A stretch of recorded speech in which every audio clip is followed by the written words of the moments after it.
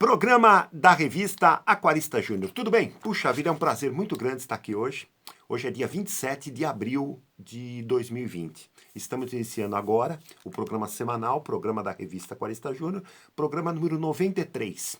E qual que é a ideia, qual que foi, vamos dizer, o projeto que a gente teve? Uma coisa que é importante sempre eu falar, sempre eu procuro falar, né? Eu tive uma formação técnica, uma formação estudantil, vamos dizer, e trabalhei, atuei durante 10 anos numa empresa metalúrgica aqui no ABC Paulista, aqui em São Paulo, nessa área de projetos de máquinas, né, para a indústria metalúrgica. Então, o que acontece? A própria idealização da revista Aquarista Júnior, ela foi pautada o quê? Em projeto. Era um projeto para que a gente pudesse ajudar o quê?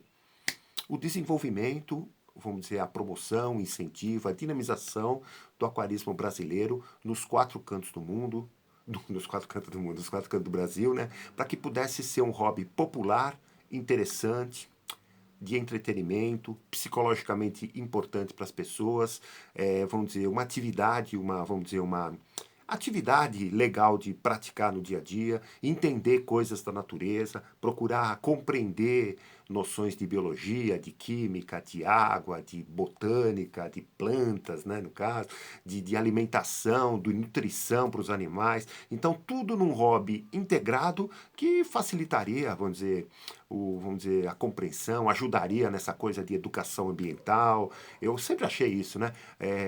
Ajudaria nessa coisa vamos dizer, fortalecer conceitos para todas as idades, para as crianças, para os pré-adolescentes, para os jovens, para os pré-adultos, para os adultos mais maduros, para os pré-idosos, para os idosos, para as pessoas com pequenas mobilidade, pequenas dificuldades de mobilidade ou mobilidade reduzida, pessoas que às vezes com alguma, vamos dizer, alguma necessidade vamos dizer, de atividade dentro de casa. Então a gente sempre procurou, ao longo desses anos todos, fazer ou tentar mostrar que o aquarismo tinha várias propriedades, né? E a ideia do programa, quando ele foi iniciado, é o quê? É justamente contar a história do aquarismo brasileiro nos últimos 30 anos, nas últimas 3 décadas, sob a ótica, né? Sob aquilo que a revista Aquarista Júnior foi pensando, fazendo, idealizando e incluindo nas páginas da revista. Então o que acontece? O que eu tenho feito?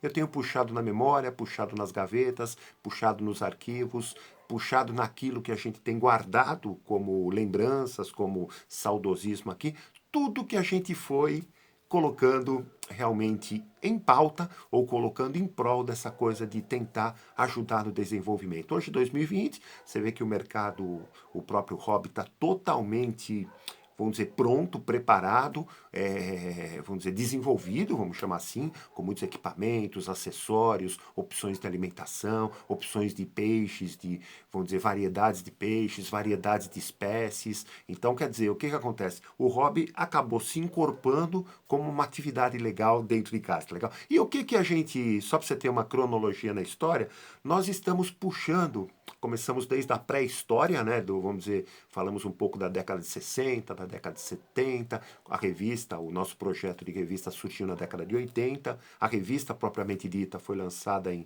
1988 e nós estamos seguindo os anos. Já estamos hoje no ano de 2000. Então, comecinho do século XXI, o que aconteceu, o que acontecia nessa época que a gente procurou colocar nas páginas da revista para tentar engrandecer essa história de, vamos dizer, popularizar, incrementar ações, regras, informações, dicas que a gente pudesse ajudar os aquaristas, principalmente os aquaristas que estavam iniciando no hobby e necessitavam de, vamos dizer, conceitos básicos, regrinhas básicas para cuidar bem vamos dizer, de um aquário, entendeu? Isso vale para qualquer tipo de animal. Entendeu? Se você um dia for ter, tô brincando, vamos dizer, uma girafa, né? Puxa vida, nada melhor do que você puxar dicas e informações iniciais sobre girafa. Então você vai trabalhar no zoológico, vai cuidar das girafas. Opa, deixa eu ler, deixa eu me informar sobre as dicas básicas do que a girafa precisa para viver naquele habitat que foi montado para ela. Aquarismo é a mesma coisa, só que se você começa a ler, começa a se interessar,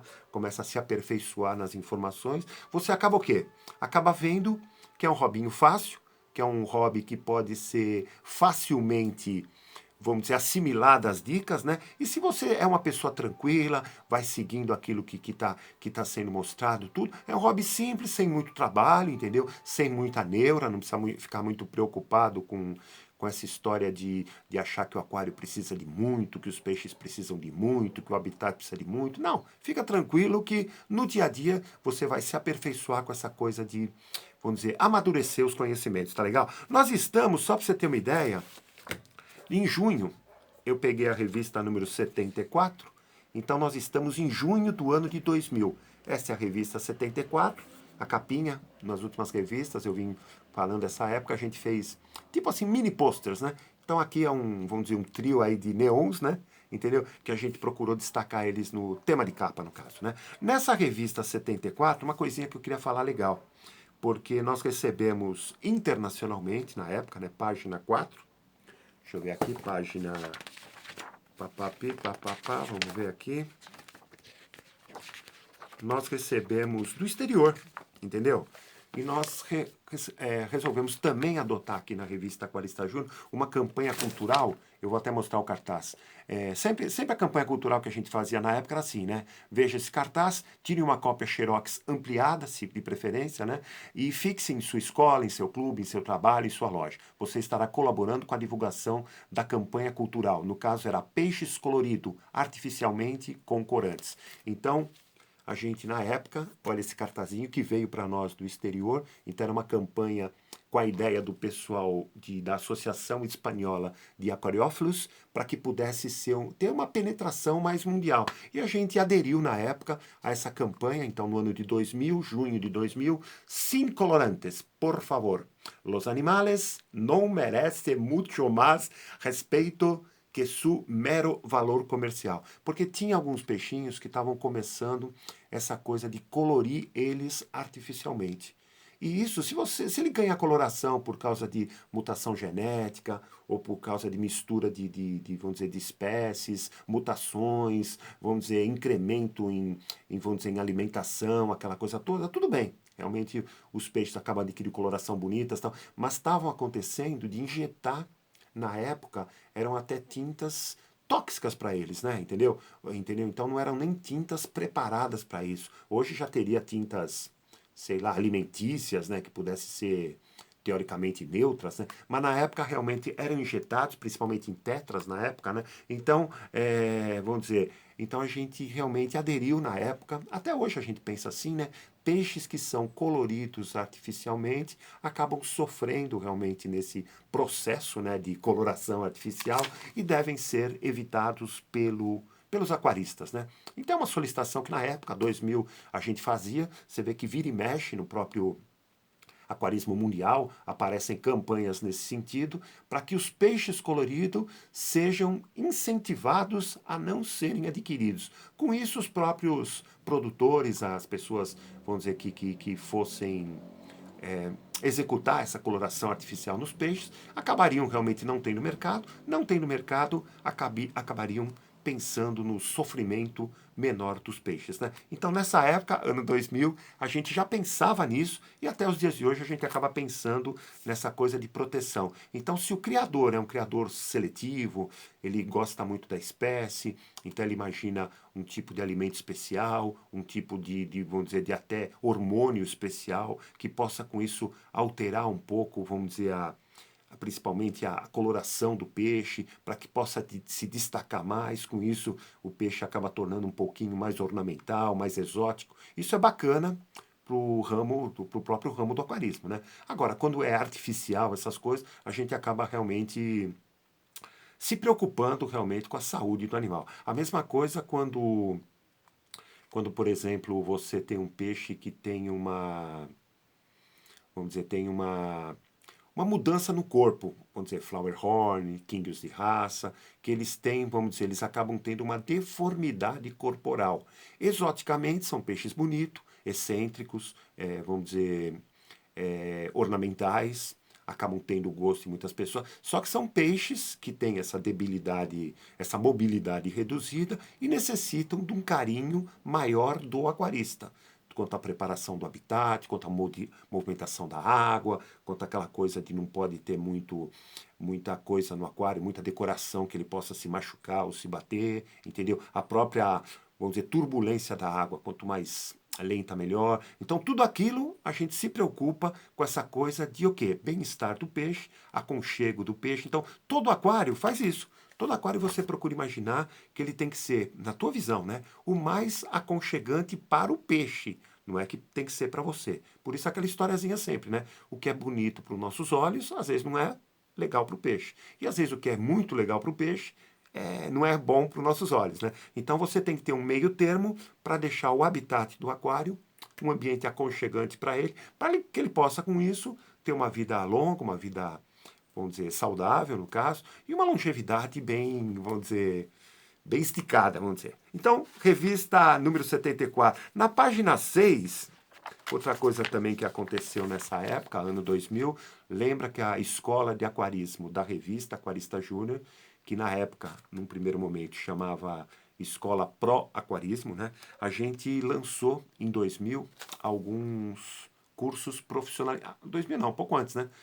Alguns cursos profissionalizantes. E nessa época, em 2000, junho de 2000, nós lançamos o curso profissionalizante que se chamava PP4. PP é porque é Prática Profissional 4, que era a criação profissional de peixes ornamentais. Então, vamos dizer, características do curso: mercado de peixe ornamentais, criação em tanques e estufas, principais peixes ideais para a criação profissional. Então, num bate-papo, porque a gente sempre teve aqui o esquema de aula particular, né? Hoje, além da aula particular, a gente tem aquele esquema de ensino à distância, né? Então, curso à distância. Então, a ideia o que é? Oferecer para os interessados receitas de criação para a pessoa começar uma criação, às vezes semi-profissional, em sítios, pequenas chácaras, em estufas, em casa, no quintal de casa ou num quartinho de casa. Então, o que acontece? Mostrando as receitas, aquilo que o interessado precisa fazer para começar a criação, receitas não, indicações de alguns peixes que são mais fáceis de criar ou que têm, às vezes, vamos dizer, uma penetração no mercado maior e que merece um destaque. Então, hoje a gente fala que é interessante criar lebiste, o guppy, né? É interessante criar o beta, o Nordeste está se fortalecendo nessa coisa, foi o Nordeste brasileiro, né? Na criação de beta, a carabandeira, a caradisco, ciclídeos em geral, entendeu? Então são peixes, as próprias, em lugares maiores, os próprios king, os kings de raça, as próprias carpas coloridas, quanto mais colorida melhor, né? Aquela coisa, quanto mais variedades de coloração melhor. Então o que acontece? Tudo são peixes que acabam tendo uma penetração legal no mercado, acaba tendo vamos dizer, uma aceitação legal para vamos dizer, os aquaristas e acaba incrementando o quê? No criador, essa coisa de, vamos dizer, entrada profissionalmente no ramo. Então a ideia do curso, no ano de 2000, você vê, faz então 20 anos, né?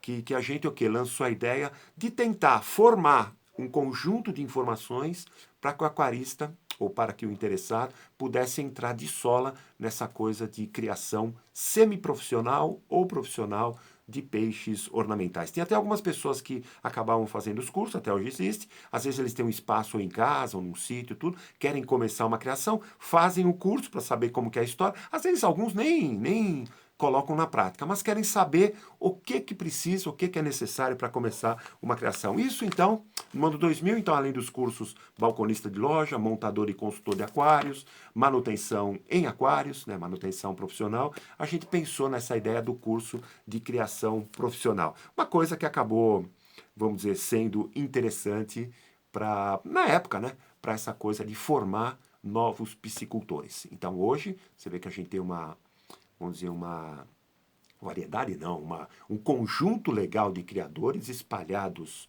por várias regiões do Brasil, e tudo isso consegue o quê? Consegue abastecer o mercado de peixes legais, interessantes, acabam preenchendo os espaços das lojas, né? E acabam sendo interessantes para todo o mercado aquarístico que vive, né? A matéria-prima do nosso querido mercado aquarístico são os peixes ornamentais, né? Entendeu? Então o que acontece?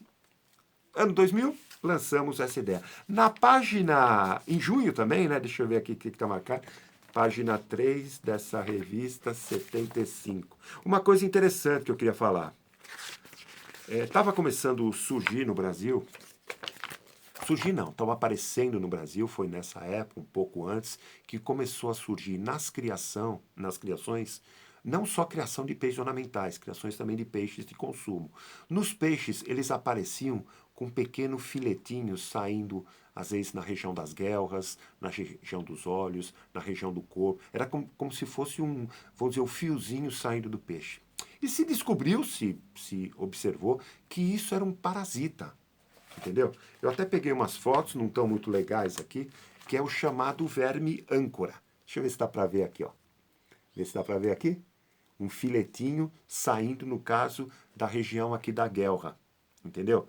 Aqui, outra foto embaixo, um filetinho saindo, assim, abaixo do olho do peixe. Aqui, no caso, era um peixe beijador, né? Então, o que acontece? Estavam começando a surgir em criações de ornamentais, que até então não se existia tanto, né? Essa coisa de vermes âncoras nos peixinhos, entendeu? Então, o que acontece? E, automaticamente, acabavam indo alguns peixes para as lojas e alguns aquaristas acabavam ficando, vamos dizer, desesperados com essa coisa de verme âncora. E se tinha pouca informação sobre eles mesmo, né? Mesmo com os médicos veterinários, eram poucos que eram, poucos não, pouquíssimos, né? Que eram, vamos dizer, envolvidos com essa coisa de peixes ornamentais. Então, realmente não se tinha muito conhecimento. Isso na década de 90, né? Já entrando na década de 2000. E o que aconteceu? No ano de 2000, a gente até marcou na revista, a gente fez uma operação, talvez um dos primeiros casos de operação, como aquarista, né? Operação para retirada de vermes âncoras, o que é vamos dizer, Lerner, né? Em carpas coloridas. Então nós tínhamos um conhecido nosso, aqui de São Bernardo do Campo, ele tinha várias carpas num aquário grande, aquela coisa toda, e várias carpas estavam mostrando sinais visíveis, no caso, de vermes âncora. Então aqui o que acontece? Quando solicitada, no caso, né, nós somos solicitados, a equipe técnica, no caso, eu fui lá pessoalmente, aquela coisa, a gente pegou o problema, eu fui na casa dele, fizemos uma espécie de um mini curso, tanto para ele, na época era ele e o pai dele também, que moravam juntos, era ele, a esposa, mas quem participou do bate-papo foi ele e o pai dele. Então a gente olhou, analisou, aquela coisa, viu as carpas, acho que tinha umas 2 ou 3 com problema, realmente estavam com filetinhos, entendeu? Voltei para minha casa, voltei para o escritório, analisamos o problema, porque na época você vê o que fazer, aquela coisa toda. Então fala com um, fala com outro, fala com um amigo, aquela coisa toda. A gente resolveu, na época, que eu achei interessante, né? Fazer o quê? Fazer a extração do verme âncora. Então eu falei, poxa vida, se você extrai ele, porque ele praticamente é tipo imagina sei lá, uma âncora, né? Por isso que é verme âncora, né? Que ele fixa no corpo do peixe e fica lá dentro, né? E só o rabinho fica para fora. Então eu falei, poxa, se você puder puxar ele, você vai extrair ele. É claro que vai machucar um pouco o corpo dele, né? Mas você puxa ele e praticamente acaba retirando. Então o que foi feito? Foi feita uma segunda visita, a gente se preparou algumas toalhas na época felpuda, aquela coisa toda, peguei os peixes no visual, claro, né? Olhava os peixes, visualizava, poxa, esse peixe tem 3 vermes em âncora, o outro tem tal. Então, opa, vamos dizer, esse vermelho tem 3. Então marquei num papel, aquela coisa toda, fiz eu junto com o Fábio, né? Fábio Zoccolo, parece, né? Que é o nome da pessoa que indicou. Isso foi feito, só para você ter uma ideia, 21 de junho do ano de 2000. Fábio Zoccolo, exatamente. Então, o que acontece? A gente foi lá, rapidamente, ele tinha uma rede grande, eu levei algumas também, aquela coisa toda, mas a gente tinha que pegar o peixe na primeira, porque carpa é espertinha no aquário, né? Então você tem que pegar ela na primeira, se você não pega, ela fica meia arisca. Então, o que acontece? Colocamos a rede no aquário, a redinha, pegamos rapidamente o peixe, já fixamos ele com a mão, aquela coisa toda, e já colocamos na toalha, para ele ficar na posição que a gente tinha marcado no desenho. E rapidamente, com a pincinha, essas pincinhas de mulher, né? De tirar, rapidamente foi o quê? Foi extraído, não lembro se foi 2 ou 3, vamos dizer, se extraiu os três vermezinhos. Com cuidado, né? Foi se extraindo, ele saía como se fosse um preguinho saindo. Opa, saiu um, saiu outro. Não no buraquinho, porque alguns faziam um buraquinho grande, a gente tinha preparado uma pastinha na época, né? Que foi feito com mercúrio crômio, olha só, com uma pastinha de vaselina, essas vaselina pastosa, né? Com um pouquinho de mercúrio cromo, para ficar vermelhinho. E o que que acontece? Quando eu tirava, pegava com o dedo e pegava, colocava a pomada e tuchava. E deixava o peixinho lá 30 segundos, no caso, e voltou pro aquário. Então, quer dizer, ele ficou na nossa mão, talvez um minuto e meio, mais ou menos. Fez isso com o segundo peixe, fez isso com o terceiro. E o que que acontece? Os peixes acabaram voltando no aquário. O aquário sofreu, na época, o que se tinha conhecimento, o que se tinha de fazer. Nós fizemos uma colocação de sal grosso na água, entendeu? Hoje a gente indica mais ou menos 1 grama por litro. É como se fosse uma colher de sopa para cada 20 litros. Né? Mas na época foi uma dosagem um pouquinho maior. Só tinha carpas no aquário, não tinha plantas. Era um aquário enorme, um aquário de uns. Na época era grande, né? Eu acho que uns 3 metros de comprimento, aquela coisa toda. Para a época era um aquário grande, né? Tinha talvez umas 15 carpas lá, no caso, né? Tudo grande.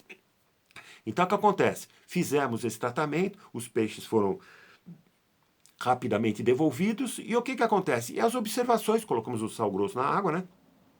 E nos dias seguintes, ele foi acompanhando, foi me dando informações pelo telefone, a gente foi trocando, vamos dizer, contato, aquela coisa toda. E não é que as carpinhas melhoraram a saúde, acabaram rapidamente se recuperando. Não vimos traços, graças a Deus, né? Porque o verme âncora, ele às vezes se prolifera com vamos dizer, uma certa.